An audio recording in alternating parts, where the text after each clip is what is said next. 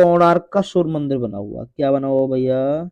कोणार्क का सूर्य मंदिर। ये है कहाँ पर? उड़ीसा राज्य में है। कहाँ पर है भैया ये? उड़ीसा राज्य में है। तो याद रखना 10 रुपए का नोट सबसे छोटा होता है, तो इसे याद करने के लिए ट्रिक याद रखना, सूर्य दो सबसे पहले होता है। सूर्य देखो, कोणार्क में सूर्य मंदिर है, तो याद रखना, ऐसे ट्रिक बता रहा हूँ। सूर्य दो, सूर्यदेव जो होता है सबसे पहले सूर्य निकलता है, इसलिए सबसे छोटे नोट पर सूर्य का पहिया बना हुआ है। किसका पहिया बना हुआ भैया? सूर्य का पहिया। सबसे पहले सूर्योदय होता है भाई, सीधी सी बात है, सबको पता है। सबसे पहले सूरज उदय होता है, सूरज निकलता है, इसलिए सबसे छोटे नोट पर सूर्य का पहिया बना हुआ। क्या बना हुआ है? सूर्य का पहिया। उसके बाद में 20 रुपए के नोट की बात करते हैं। किसकी बात करते हैं भैया हम? 20 रुपए के नोट की। किसकी बात करते हैं? 20 रुपए के नोट की बात करते हैं। 20 रुपए के नोट पर एलोरा की गुफाएं बनी हुई हैं। ये जो आप देख रहे हो ना, ये एलोरा की गुफाएं हैं। क्या है ये? एलोरा की गुफाएं हैं। थोड़ा इन्हें और बड़ा कर लेते हैं हल्का सा। ये देखिए आप, अब देखो थोड़ा यहाँ से, हाँ अब चेक करना, ये एलोरा की गुफाएं बनी हुई हैं।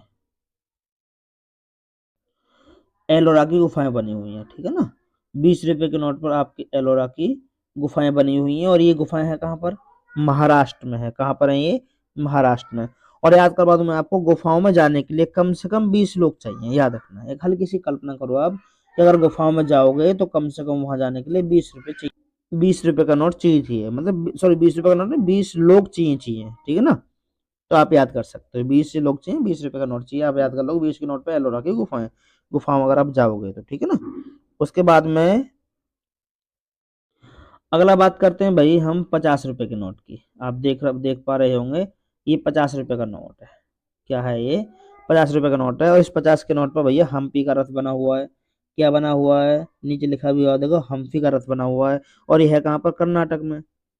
कहाँ पर है? कर्नाटक में। इसको ट्रिक बता दूं, 50 किलो का पत्थर खींचना बहुत मुश्किल है, याद रखना।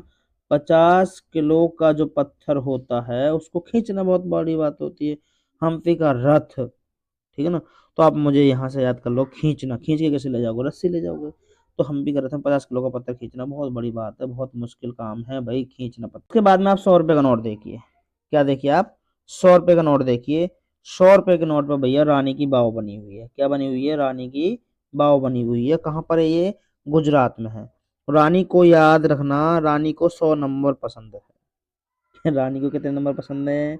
100 नंबर पसंद है। और यहाँ बाबरी सीढ़ीदार कुआं भी है। देखो बाबरी सीढ़ीदार लग रहा है ना, बाबरी सीढ़ीदार कुआं भी है। ये रानी का एक तरीके से याद कर लो आप।